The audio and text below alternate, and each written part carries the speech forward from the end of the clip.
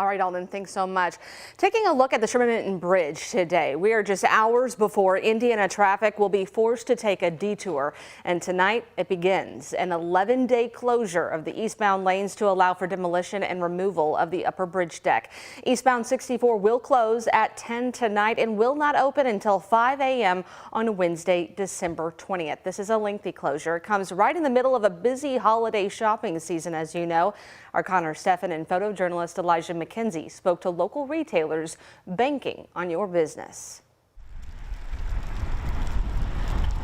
Well, traffic flows freely through downtown New Albany, full of Christmas lights. We've had to adjust, no doubt about that. The brick and mortar stores lining the streets probably the slowest they ever been. Face a roadblock to attracting foot traffic. I will say we have noticed a drop in traffic since the bridge has been reduced down. New Albany's small business owner Dan Hardesty is talking about this. The remnants of a week of repairs to the Sherman-Middens westbound side. We've not had what I would call an unobstructed path. Come Friday, crews will turn their attention to the bridge's other side, work that will shut down the eastbound lanes for 12 days straight. That's a 1.5 mile stretch of road from the I-64 East entrance ramp from West Spring Street to the I-64 East to I-264 East ramp. Delays that couldn't have timed out worse. Let's just say this, it's less than ideal to have it during that time. Leaving Hardesty to wonder how much it could cut into his shop's holiday profits. So we will see a drop in numbers. Down the street at Mexican restaurant La Katrina. I know a lot of the restaurants in particular have had a big hit. Management has seen business plummet, from at one point having to create a customer wait list. Now we wait like an hour to 2 hours before we even get our first table. Well, impact varies business by business. It's a little difficult to measure the impact that the bridge has had. This area has become used to detours and traffic delays. Road closures and sidewalks that were ripped up. Having already waded through a 16-month Main Street revitalization project and previous Sherman-Midden closures. But with many looking to erase those losses this spending season, they're now left defeated, staring down yet another delay. Connor Steffen, WHAS11 on your side. A quick recap. The eastbound lanes of Sherman-Midden will close tonight at 10 o'clock and will remain closed until 5 a.m. on Wednesday, December 20th. That suggested detour for Indiana travelers is 265 to 65 south into Louisville. A third person has died after a house fire in the Chickasaw neighborhood that had already killed a child and adult early Monday morning. The coroner's office said a 65-year-old Malenga Asa died last night at U of L hospital from smoke inhalation. 7-year-old Kakozi Alanati and 65-year-old Michelle Langila died at the home on Cecil Avenue.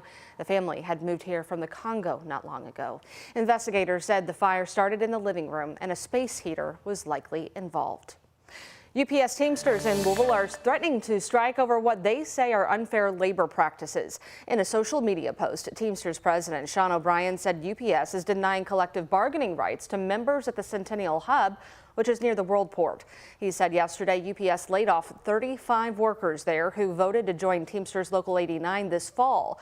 O'Brien said UPS claims those positions should be performed by management. Well, UPS spokesperson sent us a statement saying that we regularly align our staffing with the needs of our business, and as a result, a small number of employees are being laid off at our Louisville Centennial Hub. UPS respects our employees' rights to organize, and we have not committed any unfair labor practices. The Teamsters Union has given UPS until Monday to, quote, rectify the situation. It is a major update to a story you saw first here on WHAS 11. Underage children working behind the counter of one of the largest fast food chains in our area. Now, Congressman Morgan McGarvey is using new legislation to ensure it does not happen again. Alexis Jones reports on that bill and how it could prevent companies from taking advantage of children. Congressman McGarvey says the Workers' Power Act was sparked from a federal investigation we told you back in May. Several Louisville McDonald's in violation of child labor laws, including this one on Taylor Boulevard. They got little kids up in here working the drive-thru. Disturbing video we first showed you in August 2020. This is ridiculous, and wonder why the line's wrapped around, because I got these little kids up in this mother.